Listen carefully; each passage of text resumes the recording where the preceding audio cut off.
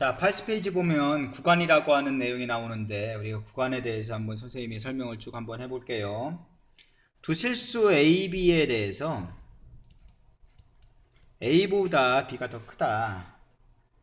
그럼 이런 것들은 어떻게 표현하냐면은 어쨌든 A보다 B가 더 크지요. 네 가지로 표현할 수가 있어요. 뭐 등호가 들어가냐 안 들어가냐에 따라서 A는 X는 A보다 크거나 같고 뭐 B보다 작거나 같다 이렇게 표현할 수도 있고, X라고 하는 것들은 어떻게 A보다 크고 B보다 작다. 이제 등호가 한쪽에 들어있는 경우도 있겠지요. X라고 하는 건 X가 A보다 크거나 같고 B보다 작다. 뒤에 들어가는 경우 있겠지요. A보다 크고 X는 B보다 작거나 같다. 이렇게. 자, 이렇게 부등식으로 이렇게 표현했던 어떤 영역을 표현했던 것을 우리가 각각 기호로 이렇게 표현할 수 있어요. 얘는 어떻게 표현할 수 있냐면은 양 A, B가 다 들어갈 때는 이렇게 콤마 B 이렇게 표현해줘요. 그 다음에 얘는 다 안 들어가죠. 다 안 들어가면은 이렇게 표현해줘요. 가로로 이렇게 표현해준다. 그 다음에 여기 오른쪽에 한쪽만 들어가면 얘를 조금 전에 썼던 거 요 기호를 쓰고, 오른쪽은 안 들어가니까 요 기호를 써요. 자, 마지막은 얘는 또 A는 안 들어가고 B는 들어가니까 요 기호를 씁니다. 이와 같이 정의된 실수의 집합을 우리가 모두 뭐라고 하냐면 구간 이렇게 얘기합니다. 어떤 구간. 이걸 수직선으로 표현할 수도 있겠죠. 어떻게 수직선으로 표현할 수도 있냐면은 얘 같은 경우는 이렇게 X가 있으면 어디에 있는 거냐면 A와 B 사이에 있고 포함이 되죠. 이렇게 포함이 된다. 여기를 의미합니다. 여기 이렇게 여기. 자, 두 번째 같은 경우는 포함이 안 돼. 그죠? 이게 X고. 그럼 A, B 포함이 안 돼. 이렇게 뚫려 있어. 요 범위를 의미하겠죠?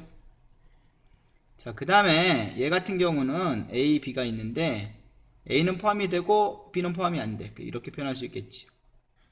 마지막으로 얘 같은 경우는 A는 포함이 안 되고 B는 포함이 되네. 그죠? B 포함이 돼. 그럼 이렇게 표현할 수가 있다는 거다.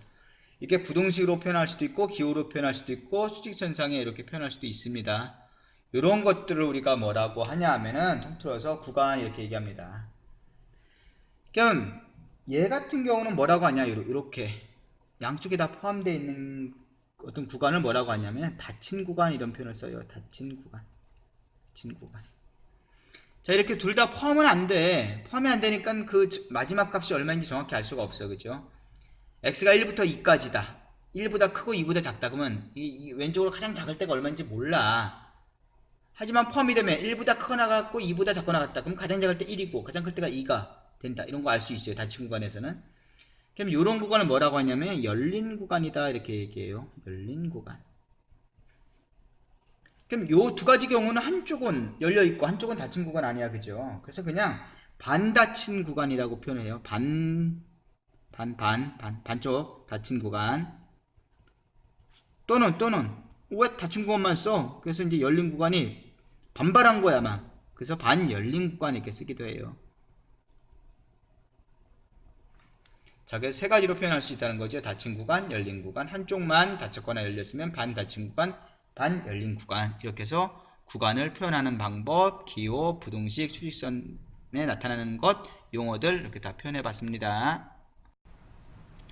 자, 우리가 구간을 표현할 때 어떠한 값이 있을 때는 이렇게 어려움이 없는데, 만약 뭐 끝없이 막 나가는 경우는 좀 어떻게 될까라고 하는 것을 우리가 고민을 해볼 필요는 있어요.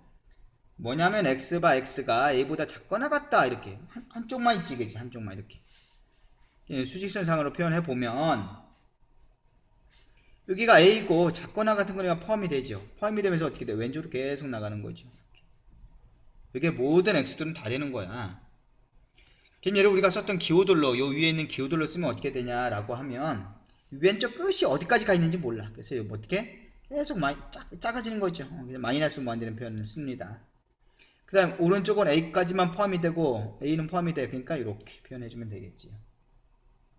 자, 두 번째로 X가 A보다 작다 이렇게는 어떻게 표현되냐면은 여기가 A죠. X고 포함이 안 되면서 작은 쪽이니까 왼쪽이야. 그럼 얘 포함이 안 되니까 어떻게 하면 이렇게 왼쪽은 한없이가 어딘지는 몰라. 끝이 없어. 그래서 마이너스 무한대 써주면 되죠. 그 다음에 오른쪽은 뭐 A긴 A인데 A도 끝이 있는 게 아니야. 포함이 되지 않기 때문에 따라서 이렇게 표현해주면 된다. 이걸 뭐라고 했대? 열린 구간이라고 얘기했죠. 세 번째, x가 a보다 크거나 같은 거 한번 보도록 할게요. 그럼 여기가 x야. 그럼 여기가 a 있어. 그럼 포함이 되면서 오른쪽으로 가는 거죠. 이렇게. 그럼 얘를 기호로 쓰면은 a는 포함이 되니까 포함돼. 이렇게 포함돼. 기호 써. 오른쪽으로 계속 커져. 끝이 딱 얼마인지 알 수 없어. 계속 커지는 거야. 그럼 얘는 이렇게 열린 구간을 써주고 무한대 써주면 돼요. 마지막으로 x가 a보다 크다.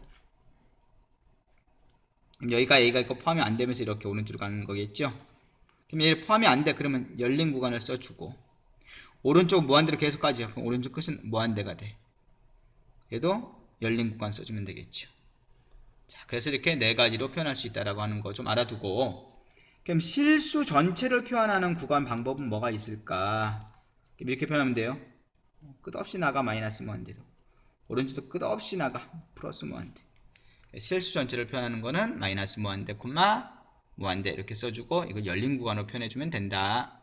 자, 문제 2번을 보면 fx가 x-3분의 x 이렇게 되어 있는데 정역을 구간을 이용해서 표현해봐라 이렇게 얘기했습니다. 그럼 정역은 뭐야? x의 범위죠.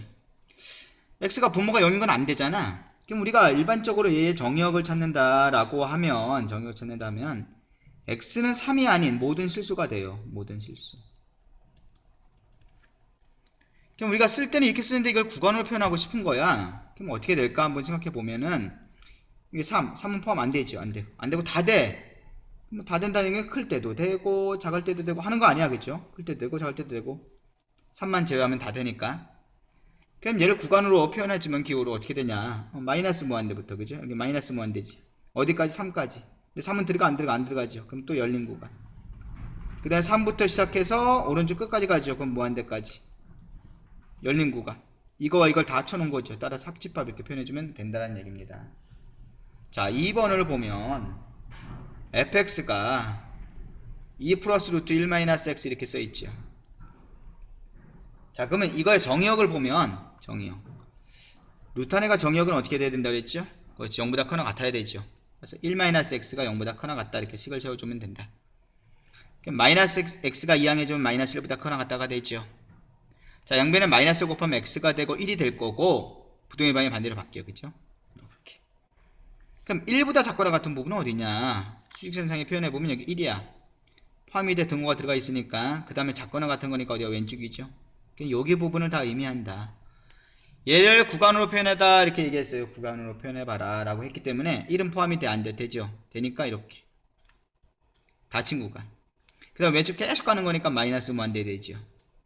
끝이 어딘지 모르니까 뭐? 열린 구간. 그래서 열린 구간 마이너스 무한대, 1 닫힌 구간 이렇게 해주면 되겠죠. 이렇게 표현한 걸 뭐라고 한다고? 반 닫힌 구간, 반 열린 구간 이렇게 기호로 말을 한다고 했죠.